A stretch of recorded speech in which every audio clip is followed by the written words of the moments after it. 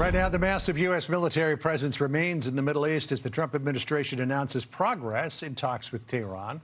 Our chief national security correspondent Jennifer Griffin reports live from here in Washington. What are we looking at here, Jennifer? Well, John, according to UN peacekeepers in Lebanon, Sunday was the first day since March 2nd that neither Israel nor Hezbollah fired at each other after 2 days of intensive fighting. Lebanon remains a flashpoint that could derail the Iranian talks. There are 50,000 U.S. service members which will remain in place throughout the 60-day negotiating window.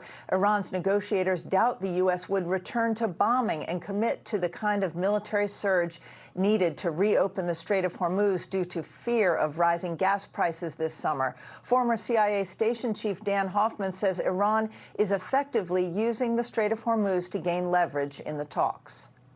It's reflected in the negotiations right now, which are being conducted in a sense on Iran's terms, focused on Lebanon and the Strait, as opposed to the issues which drove us to the kinetic strikes in the first place, which was getting a better deal than the JCPOA.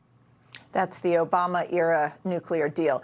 U.S. forces remain ready to act, including reimposing an ironclad blockade if necessary in the Strait of Hormuz, though that's not as easy as it sounds after the White House called off the blockade suddenly after weeks of preparations. CENTCOM pushed back on the IRGC claims this weekend to have closed the strait. Quote, commercial ship traffic in the Strait of Hormuz increased June 20th as U.S. forces continued operating in the general area to support freedom of navigation.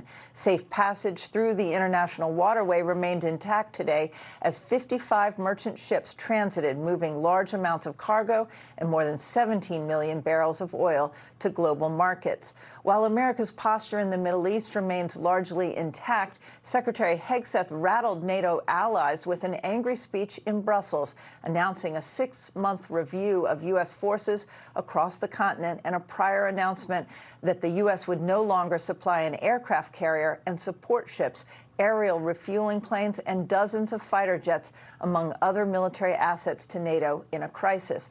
Meanwhile, Secretary Hegseth told lawmakers he needs $80 billion to cover costs tied to the Iran war and other military obligations, far more than he and other Pentagon leaders testified the war would cost during recent congressional hearings, John. Well, they used an awful lot of munitions in that conflict. Jennifer Griffin with the update. Jennifer, thank you. Sandra? Be sure to like and subscribe for all the Fox News latest on YouTube and catch full shows streaming now on Fox One.